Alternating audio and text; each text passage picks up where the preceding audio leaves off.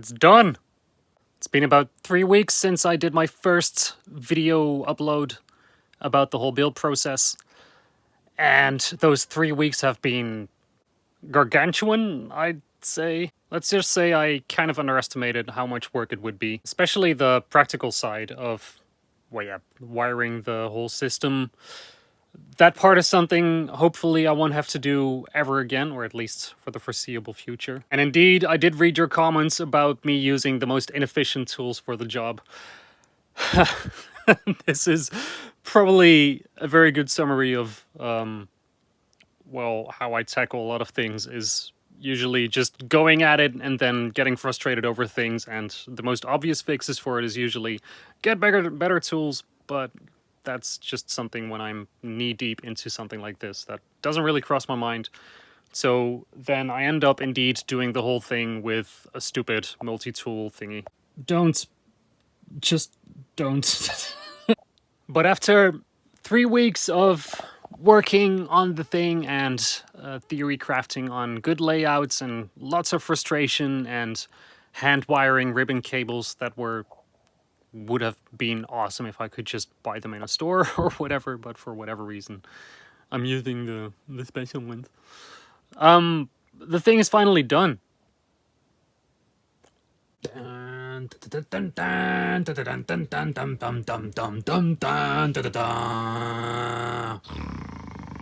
So let's have a proper look at the whole thing, and I'll go by everything that's in here once more and talk a little bit about the design choices and stuff like that. So, like I said in the first video of this entire series, I wanted to make one big system that I could play by myself, which takes all the elements that I had grown accustomed to and grown used to for my previous systems and expand on that with things that I'd always wanted to have in place but never really had the physical location for to get everything up set up properly. And what I set out to do was to make a system that can expand to the sides and provide me a ton of functions and flavors and things that I would like to play with, while still remaining in control from one central position and being able to manage everything from, basically from my standard playing position.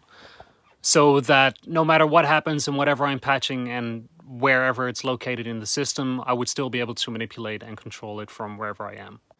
Here's what that control surface looks like, using a weird camera zoom setting to get the whole thing in frame.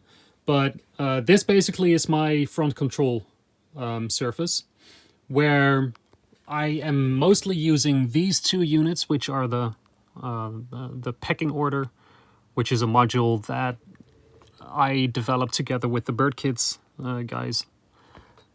They're awesome. And these modules basically allow me to take control over the entire system by patching whatever I need to control from this panel, and then from there on controlling it with these knobs. Like, for example, here A1 has output number 1. If I manipulate these knobs, I'm basically controlling the entire group of 4. And if I am using these knobs, I am manipulating the entire group of 16 that are coming out from here. And if I want to link up more, then I can, from there on, chain it to have control over 32 units with one knob. Well, you basically get the idea. Is everything that's going on everywhere in the system, I can just patch it into these units over here and control whatever I want to control, like filters or dynamics or FX sense and stuff like that. And just do all that from one panel right in front and center in front of me. Now, same goes for drum sequencing. This is something that is always going to be very important, and ergonomically speaking, I want it to be flat in front of me, where I can easily read what's going on and do things like just mute an entire row on the fly like this. The only annoying thing with these modules would be cables, so I decided to make a bridge from this module. From the circadian rhythm, it's bridging out all the way up here, so that 8 lines are going to the side to all my drum modules. And here I got 16 lines that can come out here, and they go out over there, where they're off to the side. Now, there's one issue here, is that I still need to make longer ribbons I had made ribbons, but for some reason they are not really functioning as intended, so I'm still looking into that part. But the idea is that there's no cables hanging over, for example, the Euro 101, which is sitting right here. And I can just kind of freely move my hands around without having too much clutter. I have these panels over here, which is the sound machines, awesome things. Same with the light strips, where people have seen those before, but I like having them right here and right here, which is extra dynamic control, which I also can send out to these bird kits inputs on the packing order. So that whatever I'm sending here is being sent out in varying degrees to whatever I want to send out everywhere. Tetra pad, same thing. Yeah, it's just another controller. I got this thing right here, the transitions, which I think is, again, something that would be fun to send out to the pecking order. And I got this joystick controller, same reason. It would be fun to have as input controls for everything going out there. So basically my entire control district is what's in front of me right here. I got my trigger matrix right here. There's something that I think I messed up when I was connecting everything is I think I blew up my trigger outs. So this is something I need to fix. So right now it's disconnected, but as soon as that thing is functioning again, then I have my clock processing and stuff like that. Speaking of clocks, I decided on the VC time signature thingy from ADAC, which so far from what I'm seeing is incredible. Like, if some of you may remember that we figured out a way to give each of the tracks of my Ear 101 their own separate clock input. Well, yesterday I had a very quick patch where all the sequencer tracks had their own clock speed running, and it was just absolute mayhem, all coming from this thing. So I really love it. But yeah, let me not get sidetracked too much into individual modules. The idea is that I control everything from here, and from there on, I can send it out wherever I want. Then I have my sequencing right in front of me because that's where I need it. And then I have plenty of fun sequencers and things off to the sides to play with whenever I need it and when I want it. Drums is stuff that I manipulated a lot with my hands, so I decided on placing all my drums pretty much in a circle around here, with some toms over to the side over there. But this is pretty much my first layer of control. And this is my central system, which I'm probably using the most for all kinds of things. Now, moving up, I have my my bass district over here. I got my trusty Macbeth going on right there, with the dual VCA right here, which I think could be fun for things like amplitude modulation, or yeah, I had 4 HP to fill, and I figured that this could be fun to have in between my oscillators and the final stage. Here I changed up my Minimod voice. Usually I would have a transistor ladder filter here, but I decided that I'm gonna experiment a little bit more with the diode filter over here and the ring mod. So basically forcing myself to try something new. And then underneath I have a row of effects, because effects and stuff is things that I do want to be hands-on with. So I figured that this was probably going to be a good place for doing all that. Now, over here we have the second, or what is it? This is my lead voices, pretty much, with a Macbeth and another experimental voice, which is 2 wireds, 2 wave folders, and the Morgasmatron. And I'm not quite sure yet how I'm going to use this, but I will be using it for the same kind of forcing myself to try something new thing as I have over here. Well, basically, with just this setup at the core, I would already be able to do pretty much everything. But the whole point of expanding things is that I get more flavors to play with. Now, let's start off scooping over here, this is my polyphonic district, the way that I explained earlier in one of the videos. Basically what I have here is 24 voices, which you can see here.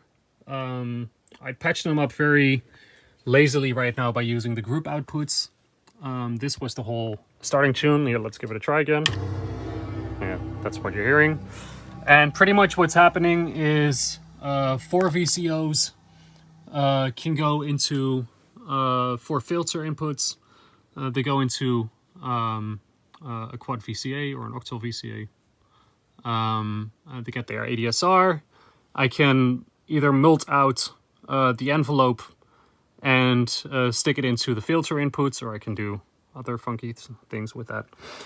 But then from there on, if I were to use all 4 voices individually, I would cram them into this mixer before going out. In this case, I'm using just the group output, and I'm doing that on all these blocks. This is basically just copy-paste in the hardware version. They go into the performance mixer, and in the performance mixer, I can mix the 6 groups and level it out a little bit. So like going from low to high, this is how I can balance everything.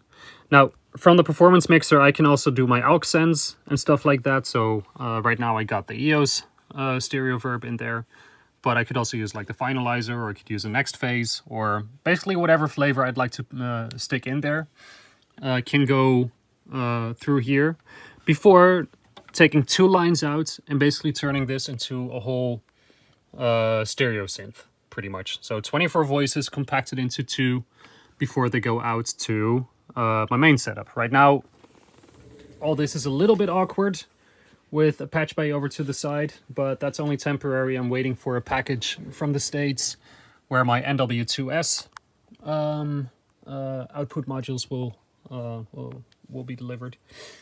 And that's going to be the slot over here and the slot over there, where I will have 16 lines going to my interface right there in the back. And then all that's going to be nice and tidy and cleaned up. But yeah, anyway, this is Polyphonic District. Again, with one of my pyramids over here, the pecking order. And I have a Symphonion over here because this is where this thing is going to make a lot of sense. And I stuffed in some other fun things, like an extra Borg filter for whatever reason. Some LFO things. I got an organ machine here. Sure. A phaser. This one is fantastic. Just a stereo phaser to have in here as well. I think that's going to do very nice things in all of this. And yeah, from there on, pretty much this entire thing just treated as a 24 voice, it's a 24 voice polysynth pretty much. And there's going to be plenty of ways to use this. For one, for example, my little wooden box in the back over there, that is 64 CVs and 64 gates from Expert Sleepers. So I will be able to control everything with Logic or whatever if I want to. And yeah, then I'm going to be able to make the most use of this. I'm going to slide over all the way here, because this section is something that I haven't really discussed as much yet. And this is pretty much my experimental district. It's more sound designy, and to be very honest, I have the least idea about what sort of stuff is going to come from this. But that was pretty much my goal, in a way, was to have a whole setup of things to try, pretty much. So I got two frequency shifters here, 2 wave folders. I got 2 attenuators or attenuverters here to the sides. I got a marble physics. I got 4 phase shifters with a quadrature LFO and a morph controller, which, yeah, in theory I should be able to get some barber pole phasing and stuff like that.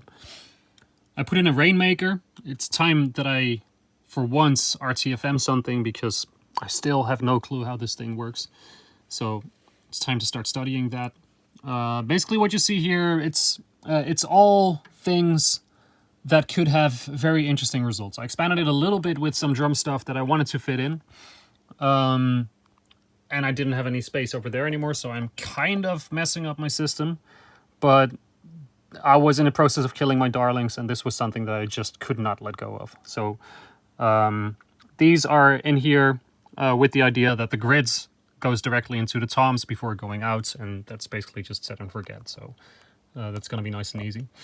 I got a Mongo D0. This thing, I have it all the way to the side because it just does not play nice in a live environment for me.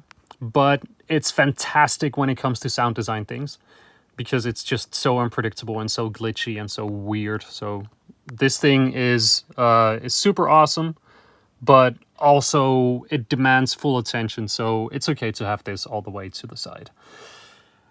If we move up a little bit, then here I have something which is very verbose centered, as you can see. Like, I got two harmonic oscillators over here, and I have a complex oscillator right there. I love this filter. However, it's a little noisy sometimes. I'm not sure where that is. It could be that it's just a combination with the power supply. Sometimes modules are weird about that. But this filter is fantastic, so I wanted it right there. I placed a couple of extra filters right here in the top, like the Gemini and the and here I got the transistor ladder filter. Basically, these are a little bit more crisscross, all these modules, but that's because I don't want to have like a fixed path of how I use things in this corner. Like over here, everything is super nice and tidy and placed very surgically in ways that I know that I'm going to be using them, so that I can keep everything patched in. But over here, this is basically Chaos District, so I should allow myself to experiment with things. It's for this reason that I also have things like the loquelic Itzeritas. What the hell, how do I say that? Anyway, that thing, I have it here. I got a wave swarm crammed in, along with a Benjalin. This thing is fantastic, again, for sound design thingies. I even brought back in the shapeshifter, even though it's a module that I still don't get, but sometimes manage to get amazing sounds out of. And the cloud generator, which is a super cool oscillator and criminally underused by me. But yeah, pretty much the idea is that this is a corner where I can just sit at and start messing around with sound. And if I find something that I like, then I will record it or use it or do whatever with it. But this is probably going to be more of a thing where I make weird soundscapes or background drones and stuff like that before feeding it into the rest.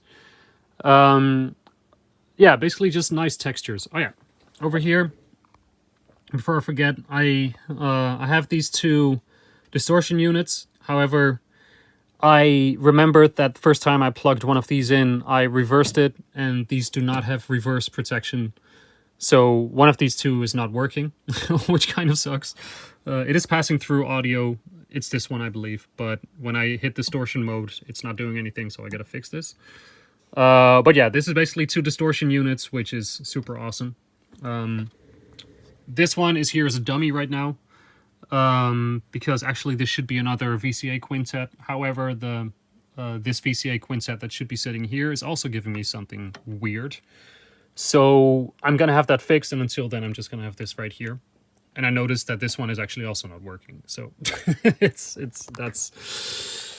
oh well, whatever. Oh yeah, here I got two gate to trigger things over here which I want to experiment with. Yeah, anyway, you get the idea. This entire section is made to explore and experiment with, and see whatever happens is gonna happen, and we'll see what it does. Now, the way that it works from there is I make my signals and stuff like that over here. I try to compact it as much as I can into the least number of lines that I need for it. Then from there, I can send it out from here, and bring it into the main patch system. But The idea is that I try to patch my things in such a way that nothing interferes with this control surface once again. So the whole thing is lined out with, there's molds everywhere, and there is my control VCAs are on the corners, you know, so whatever gets patched, it's routed away from the core, so that I don't need to bring much stuff back in. And if I do need to bring it in, then it's very specifically routed in such a way that it's not gonna mess with things. So yeah, pretty much that's the idea. And yeah, that's pretty much it. So what's next for me, pretty much from here on out, is I gotta start studying this thing. Like, a lot of things changed in this layout. It's the first time that I really put so much thought into how I want things to be. Before, I kind of always put things in places where I thought that I'd use them, but then I always kind of filled in the dead spaces with stuff that you put in dead spaces. But this is the first time that I really tried to give everything a place where I thought that I wanted it. Very Radiohead, everything in its right place. But from here on out, I need to get accustomed with the changes I made and really start studying things so that I can get the most out of these results. So probably what I'm going to be doing is working on one massive patch that I'm going to try and change the least amount possible. So I'm only going to make very sporadic changes, and the only changes I'm going to try and make are ones that make my patch better. Because ultimately I designed this thing as one big instrument and not so much as a collection of modules. So no, it's not a lot of experimentation except for spots where I wanted to have experimentation. But on the other hand, I do think that with the patch that I'm looking for, I'm going to be able to get a lot of control and a lot of room for results to explore in the end. It's